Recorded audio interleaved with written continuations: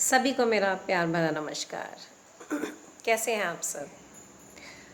मौसम भी बहुत अच्छा है और आज हम सबसे पहले बात करेंगे कि जन्म कुंडली में जो भी जैसे नक्षत्र होते हैं, राशि होती हैं, उसी तरह से बहुत सारे उसमें बहुत सारी चीज़ें होती हैं। तो उसमें एक होता है पाया कि आपने कौन से नक्षत्र और कौन सी राशि में उस वक्त कौन सी राशि चल रही थी जब आपका जन्म हुआ, तो उस वक्त कौन सा पाया, कौन से पाए में आपका जन्म हुआ। ये दोनों चीज़ें जब किसी भी जातक का जन्म होता है तो उसमें राशि और नक्षत्र, इन दोनों के आधार पर जातक का पाया निर्धारित होता है।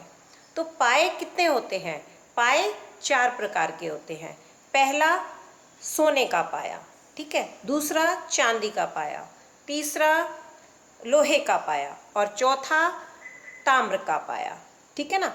तो ये जो पाए होते हैं ये हमारे जीवन को किस तरह से चलाते हैं और इनका क्या रहस्य है, मतलब इनकी वजह से हम क्या महसूस कर सकते हैं, इनसे हम क्या पता लगा सकते हैं कि हमारा जीवन किस तरह से चलने वाला है, हम किन किन समस्याओं का सामना करेंगे और हमें उनसे कैसे निकलना है। हमें अपने आप को, जैसे कि जब भी हम किसी युद्ध के लिए निकलते हैं तो सबसे पहले हम युद्ध प्रणाली को समझते हैं कि हमें किस तरह से युद्ध को जीतना है। तो उसी तरह से अगर हम इन पायों को ध्यान से देखें, इन्हें समझें, तो हम अपने जीवन को उसी तरह से सुचारू रूप से चला सकते हैं। हम उन आने वाली समस्याओं का समाधान पहले से ही निकाल के रख सकते हैं। हमें कैसे चलना है हम ये निर्धारित कर सकते हैं। तो आइए बात करते हैं सबसे पहले सोने के पाए।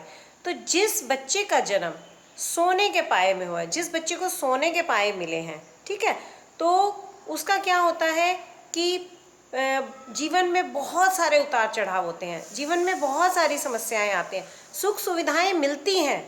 इतना अच्छा नहीं माना जाता सोने का पाया, लेकिन सुख सुविधाएं मिलती हैं बहुत कड़ी परिश्रम के बाद, बहुत कड़े परिश्रम के बाद। जीवन में बहुत मेहनत करनी पड़ती है। उसके बाद में क्या होता है कि जीवन में बीमारियां लगी ही रहती हैं, कहीं ना कहीं परिवार में, खुद में कोई ना कोई बीमारी लगी ही रहेगी। तो आप बताइए कि अगर बीमारियों के साथ आपको कोई सुख सुविधाएं मिल रही हैं तो क्या वो अच्छी मानी जाती हैं? मैं तो इस बात को अच्छा नहीं मानती। तो ठीक है ना कि अगर आपको पता चल गया कि आपका जन्म सोने के पाए में हुआ है, तो आप क्या करेंगे? आप पहले ही उनके बारे में सारा सोच के रखेंगे, अपने जीवन को अनुकूल बनाने के लिए उनके उपाय करेंगे, ठीक है ना।